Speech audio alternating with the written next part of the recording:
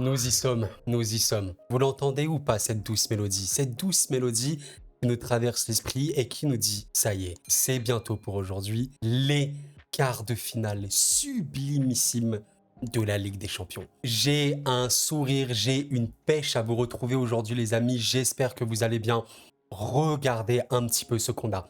Avant de parler de ces confrontations, avant de parler de ces équipes, juste posons-nous et rendons-nous compte de la chance que nous avons à avoir ces quarts de finale. Ces matchs sont exceptionnels. Il n'y a pas une confrontation qui est décevante. Je pense que presque tout est ouvert. Honnêtement, beaucoup de pronostics sont possibles et imaginables. Et je profite pour faire ce mea culpa avant de commencer, ou plutôt ce disclaimer, ne m'en voulez pas si je pronostique contre votre équipe ou je ne sais quoi. Mon objectif, ça va être d'être pertinent, d'être objectif justement dans cette vidéo.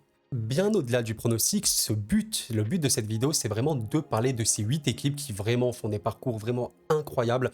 Il y a des dynamiques positives, il y en a d'autres qui sont un peu moins positives. On va en voir ça tout dans cette vidéo. Donc installez-vous bien, sincèrement, et on est parti pour quel monstre de malade.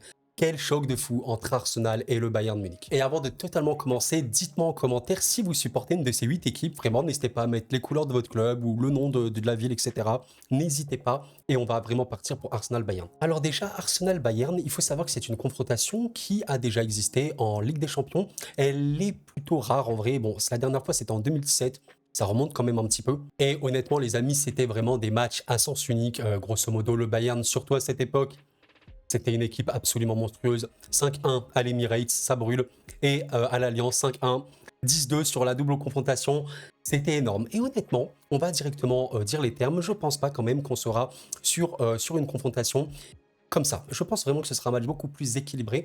Et pour parler de cet Arsenal-Bayern, eh ben, comme le voit un peu la probabilité de victoire de Google, 54% de chances de victoire pour l'Arsenal et 22% pour le Bayern. Et honnêtement, je suis assez d'accord. Je mets quand même Arsenal favori sur ce match-là. Il y a plusieurs raisons qui me font dire ça. Déjà, on doit évoquer quelque chose de très logique pour Arsenal, c'est les résultats récents qui sont hallucinants. Voilà, Arsenal, hormis la Ligue des Champions, eh ben, en fait, la dernière défaite en Première Ligue remonte au 9 décembre. Les amis, c'est hallucinant, le 9 décembre. 9 décembre, ça fait 4 mois. Et en plus de ça, c'est une équipe qui a une capacité offensive, on le sait, très importante, qui peut régulièrement mettre beaucoup de buts. Et voilà, on voit qu'ils ont énormément de joueurs offensifs très bons, des milieux de terrain hallucinants, Declan Rice notamment, qui a un niveau débile. Odegaard, il est monstrueux également. Ceci est le profil statistique sur Football Rave d'Odegaard, juste pour vous montrer ça.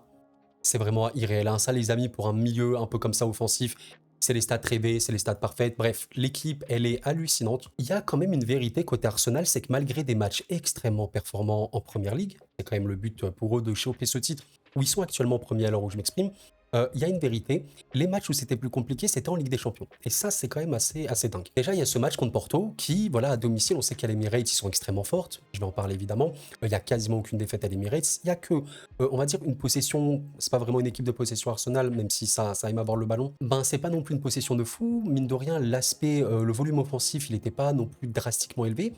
Quand même compliqué et surtout, voilà, ils perdent au match aller avec une production offensive pour le coup au néant. Un match qui globalement était très moche. Alors, je sais pas trop pourquoi. Est-ce que c'est uniquement l'aspect psychologique ou quoi? Je ne saurais pas vous dire. À noter que vous avez également une défaite en FA Cup contre Liverpool à domicile. Voilà, c'était bien à l'Emirates avec une compo. Bon, c'est quand même la compo hein, d'Arsenal de base. C'est les joueurs qu'on retrouve à peu près, à part peut-être Nelson. Donc voilà, on sait qu'ils avaient quand même dominé ce match-là. Ils avaient globalement plus d'occasions, mais ils l'ont perdu sèchement 2-0. Donc Arsenal, en fait, c'est monstrueux. Honnêtement, je pense qu'à l'heure actuelle, on peut dire que c'est pas loin d'être dans les 3 meilleures équipes d'Europe, sincèrement.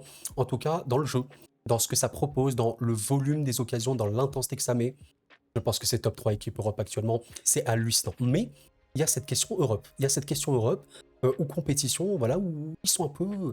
Ils sont pas trop là. Contre Porto, ça a été honnêtement une noble confrontation décevante. Mais bon, ils vont affronter un Bayern qui va très mal. Honnêtement, les amis, il faut le dire. Très honnêtement, nous n'avons, je pense, jamais vu, en tout cas depuis 10, 15 ans, bon, peut-être 10 ans, peut-être 15 ans, on va pas trop monter, mais c'est à minima le pire Bayern des 10 dernières années. Je pense sincèrement que rien que d'un point de vue résultat, rendez-vous compte, ils sont deuxième, mais deuxième avec 60 points. 3 matchs nuls, 6 défaites. 6 défaites, et les amis, un truc assez hallucinant. Vous savez, le Bayern qui a perdu 3-2 contre Heidenheim. un promu qui en plus menait 2-0. C'est ça qui est assez hallucinant. Et aujourd'hui, les amis, on peut parler, épiloguer autant qu'on veut. Oui, le Bayern, sur le papier, on va regarder ça, c'est très très simple. Sur le papier, le Bayern est hallucinant. Ça, c'est sur le papier. Voilà, à un moment, les amis, vous avez Goretzka, vous avez Gnabry, vous avez Musiala, vous avez Thomas Müller, vous avez Harry Kane. Sur le banc, vous avez... bon, là, il y avait un banc quand même très très léger, mais potentiellement Mathys Tel, entre autres, qui peut rentrer. Je veux dire, c'est une équipe qui a énormément d'arguments offensifs surtout. Il faut le dire. Mais, il y a un mais. L'énorme problème du Bayern, et ce n'était pas un secret, c'était un secret pour personne, et les supporters du Bayern ou eux-mêmes le diront, psychologiquement, ça a complètement lâché. Je crois que j'ai rarement vu le Bayern Munich, qui on sait peuvent être des monstres psychologiques, des monstres de mentalité, je les ai rarement vus autant à la ramasse à ce niveau. Ils ont l'air complètement déconnectés, ou alors ils ont complètement lâché prise. Est-ce que c'est pour un peu aller contrebalancer avec Tuchel, en mode ils supportent plus Tuchel ou quoi? Il y a sûrement eu des clashs dans le vestiaire, hein, il faut pas se mentir. Tuchel, on sait que c'est pas un coach très très simple à vivre. Écoutez, la vérité, c'est ça pour le Bayern. Et on pensait que ça allait mieux pour le Bayern, qui a quand même connu un moment où ça allait quand même mieux, avec des victoires importantes contre Leipzig, une victoire très bonne contre la Lazio, un 8-1 contre Mainz, qui était vraiment hallucinant et énormément d'occasions générées, même s'ils ont concédé évidemment. Et après ça, tu avais un 5-2 à Darmstadt, qui était bon, vraiment, qui était OK. Mais ils ont coulé encore une fois. Enfin, Dortmund a vraiment très bien joué contre ce Bayern. Vraiment une équipe qui peut vraiment faire beaucoup de mal, on va en parler après. Donc voilà, une grosse défaite à la maison, et c'est rare à la maison, et encore une fois, une défaite à l'extérieur. Et d'ailleurs, sachez quelque chose pour terminer, si je ne me suis pas trompé, toutes les défaites du Bayern Munich sont à l'extérieur, hormis cette défaite contre Dortmund. Il me semble, hein, si je me suis trompé, dites-moi en commentaire, mais à part cette défaite, ils ont perdu tous leurs matchs à l'extérieur. Et c'est vraiment inquiétant quand tu sais qu'Arsenal, pour le coup, à domicile, c'est vraiment irréel. Hein. J'insiste, c'est irréellement fort. Très dur de jouer contre eux à domicile. Et en plus de ça, on a quand même Arsenal qui a affronté très récemment Manchester City. Peut-être la meilleure équipe actuelle, champion d'Europe, ce que vous voulez, en ayant fait un match honnêtement satisfaisant. Et très peu de volume d'occasion généré, je suis d'accord. Une possession ridicule, mais c'était un peu pour les deux équipes qui ne se passait pas grand-chose. Globalement, j'ai peut-être trouvé que Arsenal avait les opportunités pour gagner. C'est ça qui est assez dingue. Et pour conclure, on peut dire quand même un truc. Arsenal, combien de fois Arsenal a-t-il perdu à la maison cette saison? Moi, c'est très simple.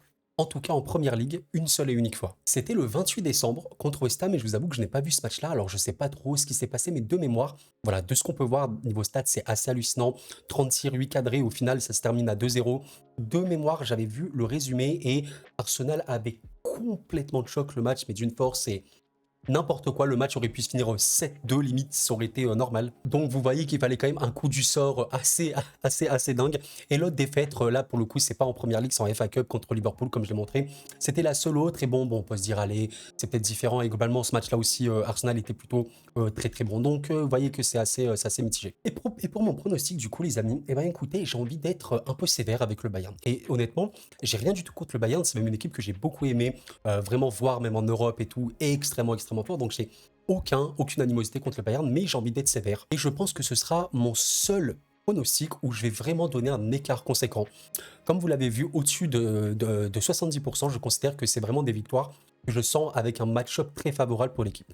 Et bien vous savez quoi, je vais mettre Arsenal vainqueur à plus de 70%. Je pense que c'est du 70-75 Arsenal. Et du coup, 25-30 pour le Bayern. Voilà, je suis en mode un peu 70-30. 75-25, vraiment n'hésitez pas à me dire, là j'ai juste envie d'être un peu sévère, mais si je suis un peu plus lucide, un peu plus objectif, je serais plutôt en mode, allez, du 60-40, du 65-35, mais j'ai envie de me dire, bon, Arsenal, oui, on a compris, en première ligue, ils sont incroyablement forts, à domicile, ils sont extrêmement forts, mais en Europe, c'est compliqué, on a vu qu'à Lens, c'était très dur, on a vu même contre Porto, c'était très compliqué, mais là j'ai envie de te dire, il va y avoir ce déclic à un moment, un Bayern qui est très mal en point. Je suis désolé, mais Arsenal, il suffit qu'il marque très rapidement. Ça peut être déjà plié. Et Arsenal, j'ai oublié de le dire, est, je pense, la meilleure équipe d'Europe dans les 15-20 premières minutes. Sincèrement, c'est hallucinant. Le nombre de buts qu'ils ont marqués dans cet espace, le nombre d'occasions qui peuvent se générer en très peu de temps, c'est assez hallucinant. Donc on verra si la malédiction Arsenal va encore se poursuivre, s'ils vont un peu craquer psychologiquement ou quoi. Mais honnêtement, vous l'avez compris, c'est juste un prono. Oui, le Bayern peut gagner, bien évidemment. Je pense quand même que le match-up, il est très bien pour Arsenal. Et je vais donner une vraie victoire. 75 pour Arsenal et 25 pour le Bayern. Le match le plus légendaire, je pense, de ces quarts. Quel match de dégénéré. Sachez que je suis dégoûté. J'aurais voulu faire le pronostic Real Manchester City sur une vidéo à part. Mais malheureusement, j'ai pas pu, manque d'organisation et tout. Et du coup, je vais quand même en parler, bien évidemment. Et je vais en parler longuement. Je sais pas trop combien de temps, mais je dois en parler. Les amis, nous avons un match de prestige ultime. Le champion d'Europe contre le plus grand club de l'histoire, la Ligue des champions et du football.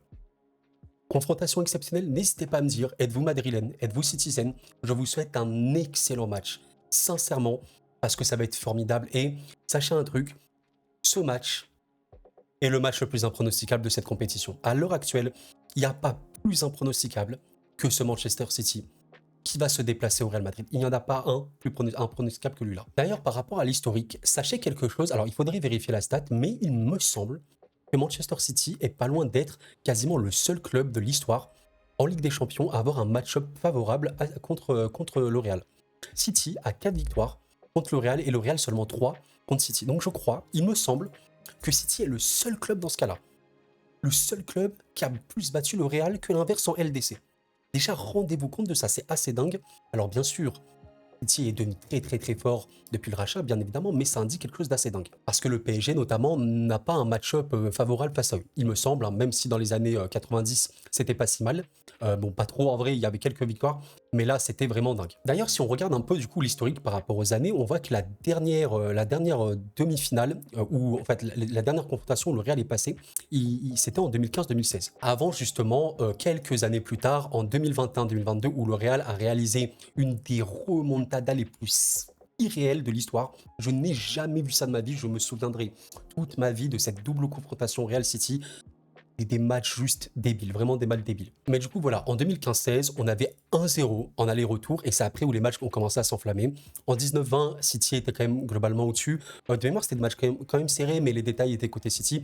Là, pour le coup, en 2021-2022, je sais pas ce qui s'est passé, mais c'était des matchs absolument irréels. City, je pense, était peut-être plus fort sur les deux confrontations, mais le Real avait trop ce détail-là, trop cette expérience-là. Vinicius avait complètement explosé, Benzema était débile, complètement inarrêtable. Il me semble que c'est là où il prend le ballon d'or, n'hésitez pas à me dire si je me trompe. Et enfin, et c'est là où je vous avoue que j'ai quasiment jamais vu ça, le Real Manchester City de l'année dernière, c'était 1-1. 1-1, avec City qui était complètement plus fort, il me semble. Et le match retour 4-0. Et honnêtement les amis, City, Real 4-0, je crois que j'ai quasiment jamais vu ça dans ma vie, c'est-à-dire voir une équipe à ce stade de la compétition être aussi au-dessus d'une autre équipe monstrueuse qui était le Real. Et je sais que City a été monstrueux aussi contre le Bayern, j'ai rarement vu ça, sincèrement. Bon, et du coup, que dire par rapport au Real Madrid? On va être très honnête, on est évidemment sur une des meilleures équipes de cette saison. Assez facilement. En Liga, on est sur une équipe qui a perdu une seule petite fois. C'est assez dingue, il me semble que c'était contre l'Atlético, si on remonte. Voilà, la seule défaite du Real, s'il vous plaît, en Liga, c'était contre l'Atlético Madrid le 24 septembre. 24 septembre, rendez-vous compte, c'est hallucinant et je sais que le Real n'a pas du tout été honteux dans ce match-là, mais vraiment pas du tout, du tout. À noter quand même qu'il y a une autre défaite qui leur a fait mal en Coupe du Roi, où vraiment c'est allé en prolongation, un match assez dingue. Honnêtement, c'était vraiment un match impressionnant où ouais, l'Atlético, on sait que ils peuvent faire des énormes matchs et voilà, contre le rival, le derby. Le Real, ça peut être très douloureux, donc c'est les deux seules défaites du Real. En fait, ça qui est assez drôle, si je me suis pas trompé, il y a seulement 2 défaites pour le Real, et les 2 défaites sont contre l'Atlético. Mais à part ça, toute compétition confondue, 0 défaite. Et au-delà de ça, au-delà juste simplement des défaites, c'est quand même une équipe qui, alors oui, en Coupe du Roi, ils ont pris beaucoup de buts, mais sachez que globalement, on est sur une défense absolument indécente. 20 petits buts encaissés cette saison-là, c'est énormissime. La Liga n'est pas encore remportée, mais ils sont réellement très bonne posture. On reste sur des derniers matchs qui globalement sont plutôt bons, voire très bons. Contre Bilbao, on a Rodrigo qui est vraiment très bon. En vrai, Rodrigo, j'ai pas envie de dire qu'il est sous-coté parce que je pense que maintenant, on a conscience du joueur que c'est, mais il est exceptionnel. Il est vraiment exceptionnel ce jour-là. Vraiment, le Real a trop de talent. Vous voyez, je peux évoquer Valverde, Je me demande si c'est pas limite le milieu le plus sous-coté un peu d'Europe. Il y a aussi Rodri et tout, vous me direz, mais il fait tellement de taf et on lui rend pas assez honneur. Exceptionnel. Il y a eu beaucoup d'absences en plus, pas mal de blessures par-ci par-là. Les joueurs sont normalement revenus. À part Alaba et Courtois, normalement tout le monde est présent. Et donc voilà, globalement, il n'y a pas aucune défaite. Il y a pas mal de petits matchs nuls par-ci par-là ces derniers temps. À noter quand même que la double confrontation contre Leipzig peut être inquiétante pour le Real. Je pense que c'est à peu près ça qui pourrait se dire pour le Real. Attention, attention, parce que Leipzig, qui est une très bonne équipe, il faut le dire, mais il y a quand même des joueurs, voilà, c'est pas le Real. Le Real a été mis en difficulté, à la maison aussi, voilà, ce match-là où, globalement, ouais, je pense que Leipzig a eu les meilleures occasions, mais Lunin a été, je pense, très très bon. De mémoire, je crois qu'il a vraiment, vraiment fait un très bon match. Et en vrai, globalement, le Real a toujours l'avantage d'avoir les détails. Les détails cette saison, c'est Bellingham, forcément des meilleurs joueurs du monde, potentiel ballon d'or. Vinicius est très très très souvent présent dans les gros matchs. Globalement, voilà, Lunin, comme j'ai dit, très très très très bon. Et voilà, en vrai, de vrai, le Real aura toujours ce milieu de terrain immense. Tchouaméni, Camavinga, Kroos sur le banc. Bon, t'as potentiellement du Luka Modric. Voilà, on sait qu'il est en fin de carrière, mais il peut toujours apporter. Quand tu sais que tu peux potentiellement faire rentrer Brahim Diaz, tu as Valverde qui est ailier ou soit milieu de terrain, je veux dire, la qualité, elle n'est pas approuvée. Voilà, la qualité, elle n'est pas approuvée. Pour moi, l'inquiétude pour le Real, ça pourrait être un petit peu de se dire, il n'y a pas ce méga ultra tueur. Ok, Bellingham marque énormément, Vinicius peut marquer, Rodrigo également, mais t'as pas ce tueur ultime. Peut-être que ça peut peser. Moi, je pense que globalement, le Real peut générer ses occasions. Les joueurs peuvent se mettre à un niveau extrêmement élevé dans ces grandes compétitions, donc le Real sera toujours une menace extrême, même contre Manchester City. Mais c'est vrai que cette question défensive, alors je vous avoue que je ne suis pas assez le Real cette saison pour vous dire exactement quel serait le problème défensivement. Rudiger, Nacho, Mendy et Carvajal, bon, on a vu ça pas mal de fois cette saison. Pour moi, je dirais que le problème, c'est pas forcément la ligne défensive, c'est peut-être en vrai la façon de jouer du Real qui est très très exposée, on le sait, Carvajal, bon, notamment, et le milieu défensif. On sait que Tchouaméni, c'est quand même le milieu défensif du Real. À un moment, vous savez, si votre milieu déf, il est exceptionnellement bon, vous allez prendre beaucoup moins d'occasions. On l'avait vu avec, voilà, dans plein d'équipes, quand le milieu défensif est très très bon, généralement, ça va beaucoup mieux. Donc, je pense que c'est peut-être par là où il faut se poser la réflexion. Bon, et du coup, le Real affronte vraiment un monstre. Sincèrement, le Real affronte un monstre. Manchester City, qui, depuis sa dernière défaite, le 6 décembre, n'a plus connu la défaite de 1 et de 2, a un nombre de victoires, en fait, assez hallucinant. Il y a quasiment, j'ai bien dit quasiment que des victoires. À noter quelques petits matchs nuls contre Chelsea notamment, contre Liverpool et contre Arsenal. Donc évidemment, des très grosses équipes. Liverpool et Arsenal en plus jouent le titre. Donc c'est extrêmement serré, il faut vraiment le dire. C'est le football tellement le plus haut niveau, c'est ultra tactique, ça se neutralise énormément. Et voilà, bon, les dernières sorties de City, que ce soit contre Aston Villa et que ce soit contre Crystal Palace, c'est exceptionnellement bon. Enfin, Foden, il est à un niveau absolument hallucinant en ce moment. Le triplé qu'il te met contre Aston Villa, je comprends que ce mec est un génie. Hein. Peut-être que je dis des mots un peu trop forts, mais c'est un génie. Pour moi, c'est un peu son potentiel ballon d'or. Exceptionnel en plus. Ils ont fait tourner, en fait, c'est ça qui est très drôle. Voilà un peu le banc de City, les amis. La dernière sortie contre Crystal Palace, où ils se prennent un but assez tôt. On sait que City n'est jamais déstabilisé quand ils se prennent un but assez tôt. Honnêtement, ils dominent largement. Haaland a marqué en plus, voilà, il s'est remis. De Bruyne, il a encore fait un match de dégénéré. C'est sûrement la meilleure équipe du monde. Enfin, regardez l'attaque qu'ils ont. Grealish, De Bruyne, Alvarez, Oscar Bob et Haaland. Regardez le banc qu'ils ont. Voilà. Bernardo Silva, potentiellement. Tu as du Doku, voilà, tu as du Phil Foden, non, ça c'est sur le banc, c'est sur le banc, tout se passe très bien. Tu as Rodri, je ne cesserai de militer pour lui, qui est pas loin d'être le meilleur milieu du monde en vrai à son poste. Il est juste débile mental, il est ultra fort. J'aime beaucoup montrer les stats de Rodri sur Football Ref, regardez un petit peu sa qualité de tir, sa qualité de passe, son type de passe, c'est sa contribution au tir et au but, sa qualité de possession. Ce joueur est absolument phénoménal, complet dans absolument tout, les amis. Et donc, en vérité, je ne vais pas m'éterniser davantage. En Ligue des Champions, pour regarder quand même et pour rire un coup, Manchester City en Ligue des Champions, c'est 6 victoires en poule. Et contre Copenhague, c'est très simple, c'est une victoire à l'aller 3-1 et une victoire en retour 3-1. Manchester City a 100% de victoire en Ligue des Champions cette saison. Et au-delà du 100% de victoire, c'est une équipe qui, sur quasi tous les matchs, a montré un niveau de jeu où je te dis comment je dois battre cette équipe. Tout simplement. Très honnêtement, c'est le match le plus impronosticable, comme je le disais. Je vous invite à me dire qu'est-ce que vous pronostiquez. Je ne saurais vraiment pas vous dire, je suis totalement neutre. Vraiment, que ce soit le Real qui passe ou City qui passe, que le meilleur gagne. Je suis complètement neutre. J'aime bien les deux clubs, j'ai aucun problème. Peut-être que je préfère le Real quand même, de par l'aspect historique et tout. Mais je saurais vraiment pas donner un pronostic. Honnêtement, je pense que le match nul me paraît être, par rapport au Bernabeu, l'ambiance du Bernabeu, l'intensité mise aussi par le Real, parce que l'équipe, elle est monstrueuse, me paraît être le plus crédible le match nul. Mais j'ai vraiment envie de mettre une victoire City, quoi.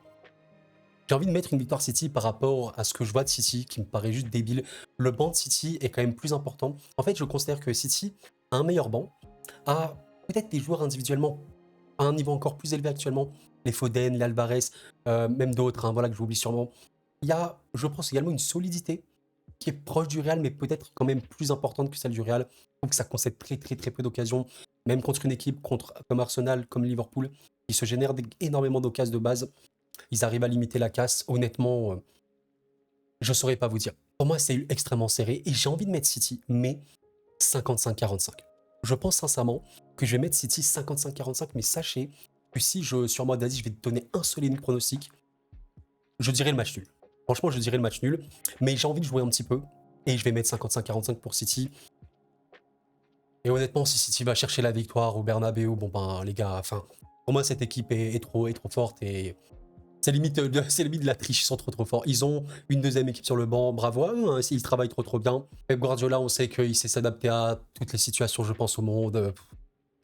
Vive le football, que le meilleur gagne. Franchement, que le meilleur gagne, j'ai trop hâte de voir ce match qui s'annonce légendaire. Cette double confrontation qui s'annonce légendaire. Je pense que nous sommes sur la confrontation sous-cotée de ces quarts de finale et pourtant, elle est très belle entre l'Atlético Madrid, on n'attendait peut-être pas forcément parce qu'ils ont éliminé le vice-champion d'Europe. Je pense que vous vous en souvenez, l'Inter Milan au tir au but. Hallucinant, hallucinant. L'Atlético Madrid, l'équipe immortelle. Cette équipe ne meurt jamais. Et Dortmund, qui est, je pense, l'équipe la plus sous-cotée des 8 dernières restantes. Et pourtant, elle est très bonne. Sur cette année 2024, déjà, on a quand même une équipe qui avait perdu une seule fois avant cette deuxième défaite contre Stuttgart, vraiment très récemment. Enfin, c'était leur dernier match. Et bon, c'était un match où globalement, ils étaient au-dessus, ils ont quand même dominé, ils ont quand même généré plus d'occasions. On sait qu'il y a quand même des joueurs qui ont un très bon niveau de jeu en ce moment, notamment Sancho. Je pense qu'on peut quand même si ça fera rire certains, Füllkrug, qui honnêtement, je trouve, est vraiment important pour Dortmund, notamment avec son jeu très vertical, de déviation, etc. Ça peut vraiment être très bien.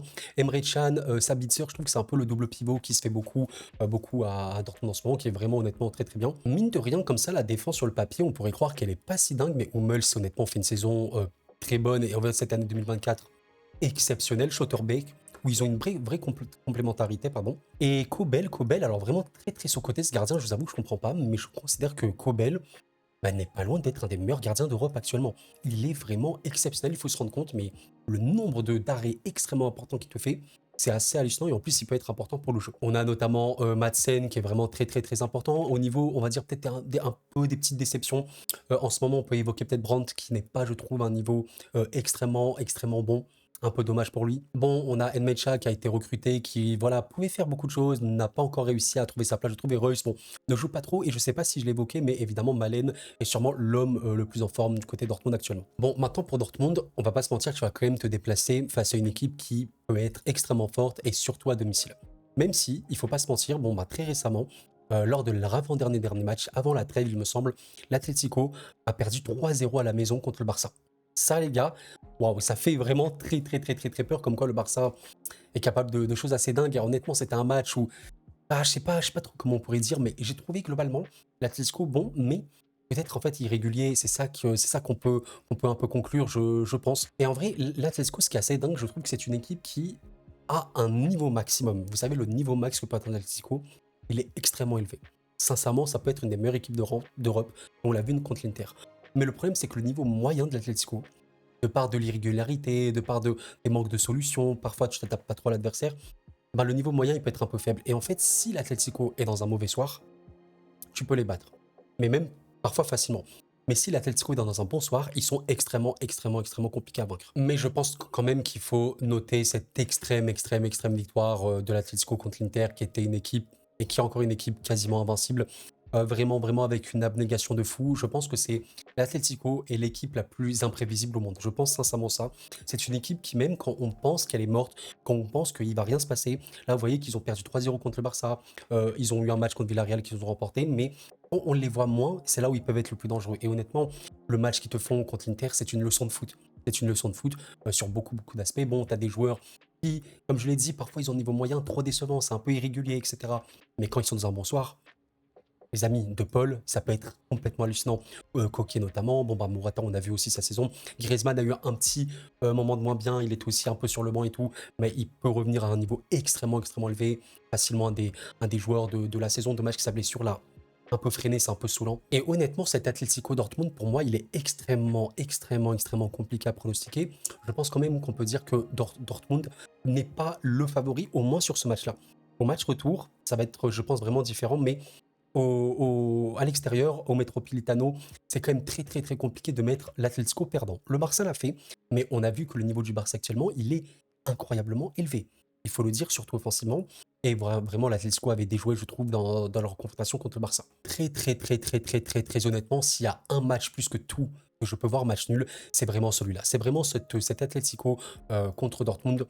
N'hésitez pas à me dire vraiment ce que vous en pensez, encore une fois, sincèrement. Mais vous savez aussi, cette question de match aller, c'est un match aller, le fait que parfois ça se jauge, ça se regarde, ça va pas prendre des risques, ça peut aussi peser. Et je pense que l'Atlético est évidemment 1 milliard de fois plus fort au match retour quand elle joue chez elle que l'inverse. Et quand elle reçoit au match aller, bon, le match aller, c'est le match aller. T'es pas obligé de te mouiller trop, t'es pas obligé de t'exposer comme un malade, t'es pas obligé de prendre des risques comme ils ont fait contre l'Inter.